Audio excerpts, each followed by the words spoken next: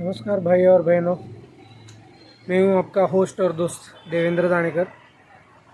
अभी इस वीडियो में मैं आपको solar system, grid connected solar system के बारे में बताने जा रहा हूं। सभी तरह की बेसिक रिक्वायरमेंट जो रहती है सिस्टम बिठाने के वक्त, क्या क्या देखना पड़ता है, उनके साथ मैं आपको ये वीडियो में बताने वाला हूँ।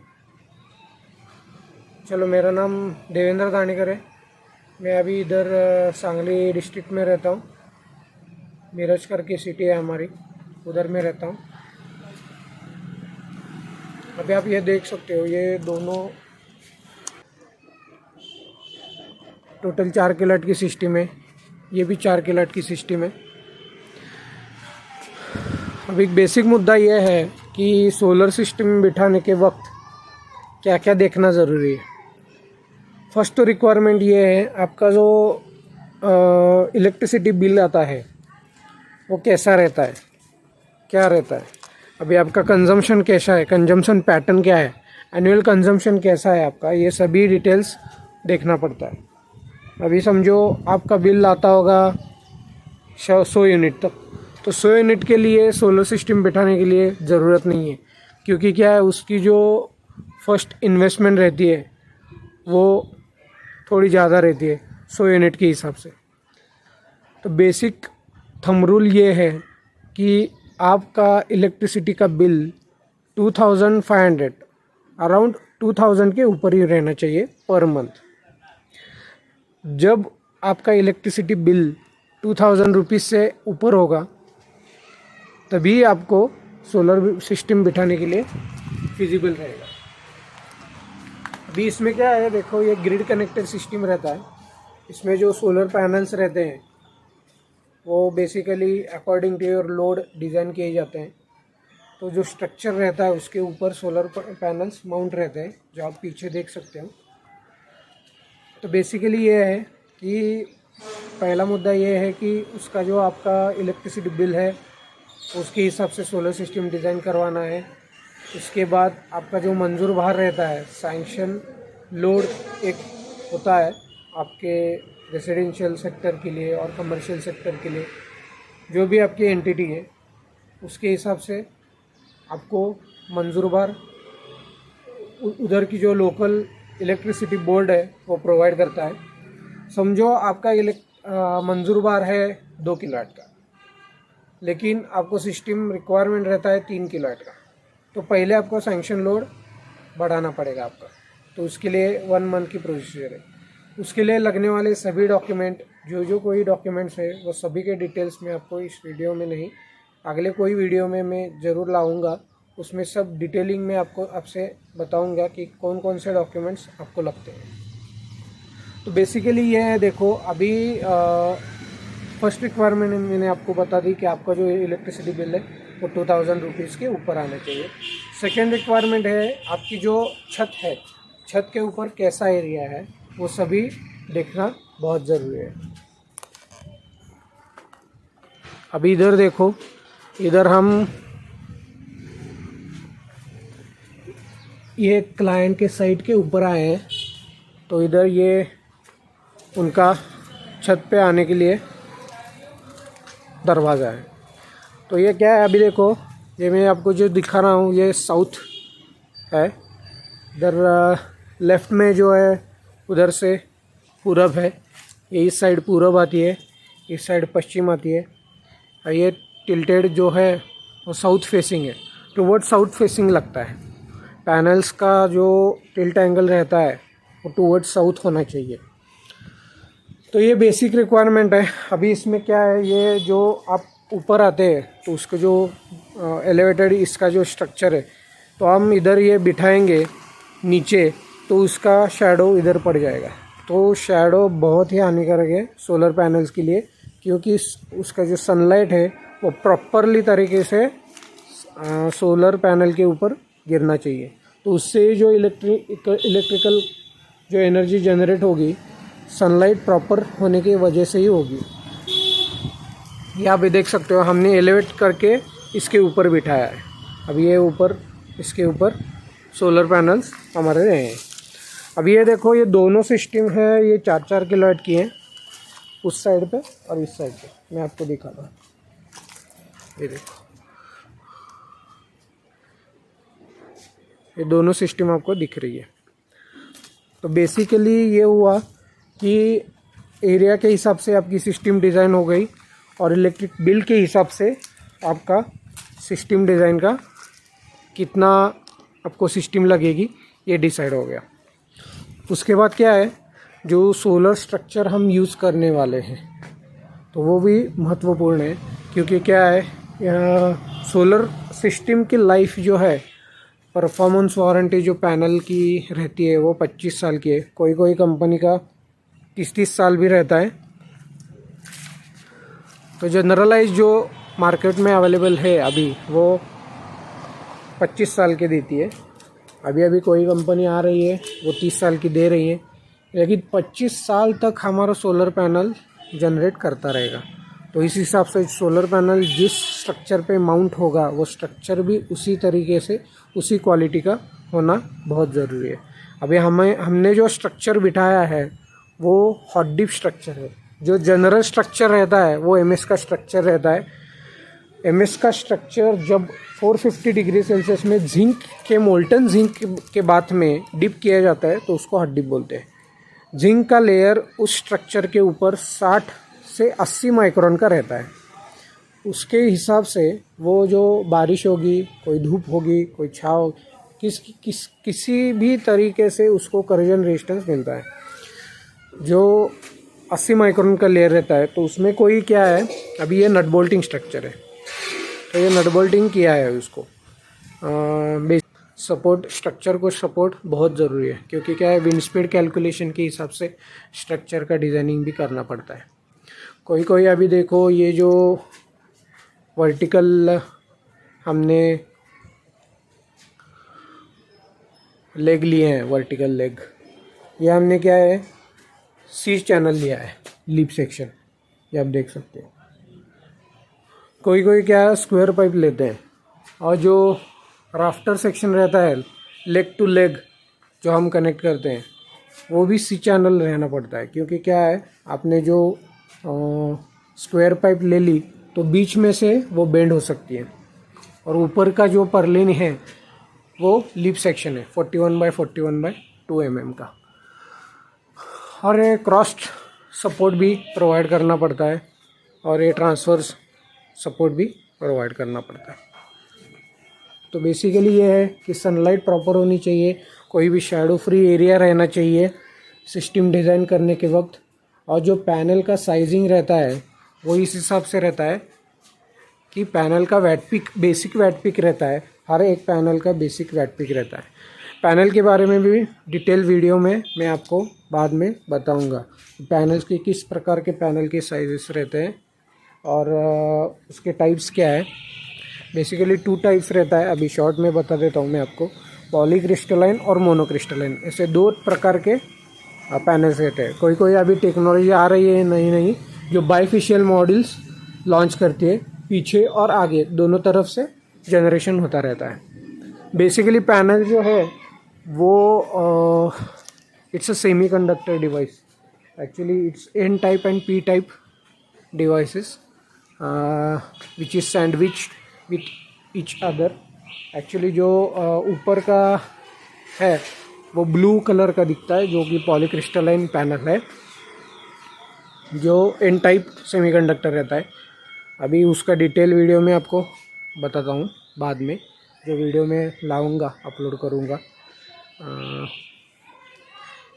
तो बेसिकली ये है कि थंब रूल ऐसा होता है कि आप जो इलेक्ट्रिसिटी बिल भरते हो, जो आपका इलेक्ट्रिसिटी का बिल आता है पर मंथ, वो ऐसे 5 साल का एक साथ जैसे आप भरोगे, समझो आपका महीने में 2000 का बिल आएगा, 2000 का साल में आएगा 25,000 तक, 12×24, तो ये हो गया 25,000 तक। 25,000 का जो बिल है आपका साल का बच जाएगा, आप सोलर सिस्टम लगवाओगे तो। ये ग्रिड कनेक्टेड सोलर सिस्टम में एक ऐसा है कि इसमें क्या रहता है, solar panels through electricity produce रहते हैं, और जो इलेक्ट्रिसिटी प्रोड्यूस होती है वो डीसी फॉर्म में प्रोड्यूस होती है। डीसी फॉर्म में प्रोड्यूस होने वाली सभी इलेक्ट्रिसिटी हम हमारे लोड के लिए यूज़ नहीं कर सकते। तो इसीलिए बीच में डीसी टू एसी कन्वर्ट करने के लिए सोलर इन्वर्टर रहता है। बेसिकली इन्वर्टर भी हमारा जो यूपीएस इन्वर्टर रहता है उसके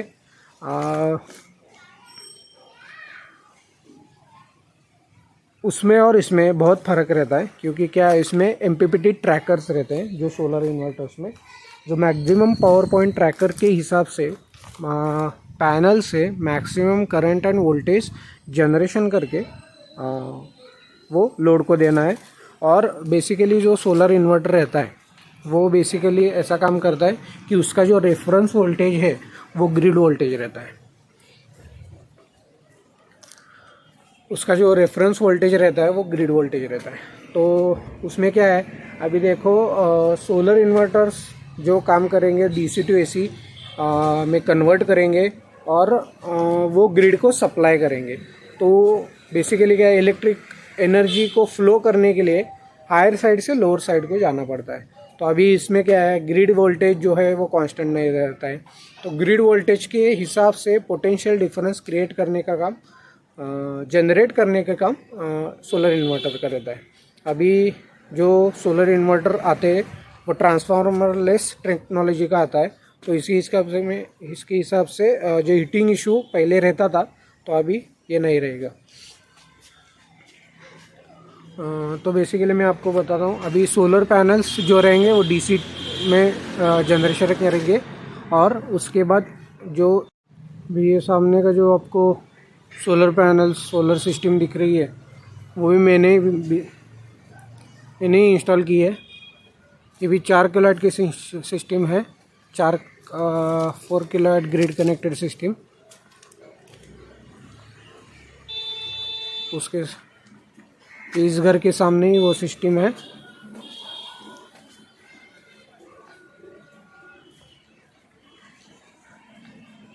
ये भी मैंने ही सिस्टम बिठाई है।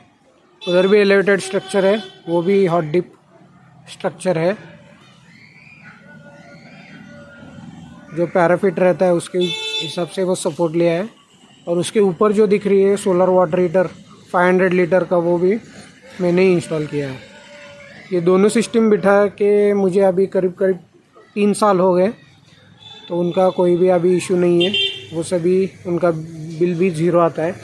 बिल का, इलेक्ट्रिसिटी बिल का, सोलर का कैसा रहता है वो भी आपको मैं बाद में एक वीडियो में बताता हूँ। अभी ये भी आप एक बार चेक कर लो। ये भी 4 किलोवाट, ये भी 4 किलोवाट का दोनों सिस्टम मैंने ही बिठाया है। इनका बॉयज़ हॉस्टल है, अराउंड 50 स्टूडेंट्स यहाँ रहते हैं। तो इनको जो इलेक्ट्रिक हीटर रहेगा, कोई इलेक्ट्रिकल इक्विपमेंट की रिक्वायरमेंट रहेगी तो सभी ये सोलर के ऊपर चल जाएगा। उनका भी बिल अभी 0 हो गया है। अभी इसमें क्या है, एक कंज्यूमर नंबर के ऊपर एक ही ग्रिड कनेक्टेड सिस्टम हम बिठा सकते हैं। ये ऐसा MACB यहाँ का इलेक्ट्रिकल बोर्ड का नियम है। इन्वर्टर रहेगा, इन्वर्टर AC में कन्वर्ट करेगा और AC से direct potential difference higher side में वोल्टेज जनरेशन करके MACB लाइन जो महाराष्ट्र में, अभी देखो महाराष्ट्र स्टेट इलेक्ट्रिसिटी बोर्ड है, गुजरात में गुजरात इलेक्ट्रिसिटी बोर्ड है, कर्नाटका में KEB है। ये बहुत तरह के हर स्टेट में अलग अलग रहते हैं, अलग अलग पॉलिसीज़ डिफ़ाइन हुई है। बेसिकली जो MNRE है, ministry of new renewable energy, वो बेसिकली पॉलिसी डिफ़ाइन की है उन्होंने, जो सेंट्रलाइज सिस्टम है। 2015 में फर्स्ट पॉलिसी डिसाइड हो गई और उसके बाद उसमें अपडेट आ गया 2019 में। अभी ये देखो सोलर पैनल्स, तो इसमें क्या है, solar panels to solar inverter AC में प्रोड्यूस करेगा और वो प्रायोरिटी बेसिस में हमारे लोड को देगा, जो हमारा लोड कनेक्टेड रहता है, जो हमारे घर में हुआ रहता है। अभी देखो कोई आपका फ़ैन हो गया, TV हो गया, फ्रिज हो गया, कोई लिफ्ट भी बिठाते हैं, लिफ्ट भी चल जाता है, मोटर हो गया, पंप हो गया, जो सभी डिटेल्स के सिंगल फेज़ में चलने वाले सभी जो इक्विपमेंट है वो सिंगल फेज़ का इन्वर्टर रहता है। 3 फेज़ में चलने वाले सभी में 3 फेज़ का रहता है। और इसमें क्या है, जो लोड का प्रायोरिटी बेसिस पे चलाया जाता है, उसके बाद जो रिमेनिंग एक्सेस जनरेशन होगा वो ग्रिड को सप्लाई किया जाएगा। तो वो क्या रहता है, अभी ग्रिड को जो सप्लाई हुआ रहता है वो हम अभी क्या है देखो, सनलाइट जो रहेगा वो 9 to 6 रहेगा, उसमें ही हमारा जनरेशन रहेगा। रात को क्या करेंगे, रात को हम ग्रिड से लेंगे। ग्रिड बोले तो इलेक्ट्रिसिटी के बोर्ड जो ग्रिड से लेते हैं। तो रात को जो हमारा कंजम्पशन होगा वो डायरेक्टली एमएससीबी थ्रू होगा, और दिन का जो होगा वो लोड को दिया जाएगा सोलर थ्रू डायरेक्ट, और रिमेनिंग इंजेक्ट किया जाएगा ग्रिड पे। रात को जो हम कंजम्पशन करने वाले हैं, जो हम दिन में जनरेशन करके लोड को यूज़ करके जो एक्स्ट्रा की हुई जनरेशन की हुई जो एनर्जी है, इलेक्ट्रिकल यूनिट्स है, वो ग्रिड को गई हुई है, वो जो रात को हम कंजम्पशन करते हैं वो उसमें से रिकॉर्ड की जाएगी। तो मंथ टू मंथ बिलिंग, उसके पहले मैं आपको और एक बात बताना चाहता हूँ कि ग्रिड कनेक्टेड सोलर सिस्टम में बैटरी का कोई भी काम नहीं है। Directly solar through electricity produce की जाएगी, उसके बाद सोलर इन्वर्टर से डीसी टू एसी कन्वर्ट की जाएगी और ग्रिड को इंजेक्ट की जाएगी। बैटरी का कोई काम नहीं है, इसीलिए ये सिस्टम बहुत ही मेंटेनेंस फ्री है। अभी ये सिस्टम बिठाने के लिए, ग्रिड कनेक्टेड सिस्टम बिठाने के लिए बेसिक डॉक्यूमेंट्स की रिक्वायरमेंट बहुत है। वो क्या है, हर एक ईपीसी प्लेयर जो है, जो आपका सिस्टम बिठाने के सिस्टम इंटीग्रेटर्स है, सिस्टम जो बिठाते हैं, वो सभी आपको डॉक्यूमेंटेशन करवा के देते हैं। तो पहले प्रायोरिटी बेसिस पे हमें सिस्टम के लिए मंजूर बार बढ़ाना है, सैंक्शन लोड बढ़ाना है। जो हमारी सिस्टम की रिक्वायरमेंट है उसी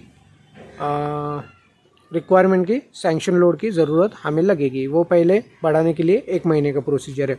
उसके बाद ऑनलाइन डॉक्यूमेंट रहता है, ऑनलाइन पोर्टल पे डॉक्यूमेंट अपलोड किए जाते हैं। हमारी इन्फॉर्मेशन, कस्टमर की इन्फॉर्मेशन दी जाती है, कंज्यूमर नंबर के हिसाब से वो सिस्टम में भरा जाता है। तो उसके बाद जो ऑनलाइन एप्लीकेशन हो जाएगी, उसके बाद हमारा फॉर्म कोटेशन फिजिबिलिटी रिपोर्ट निकलेगा जो कि असिस्टेंट इंजीनियर रहता है हर एक सेक्शन के लिए। आप जिस एरिया में बिठाना चाहते हो उस एरिया का सभी का इंजीनियर रहता है, असिस्टेंट इंजीनियर रहते हैं।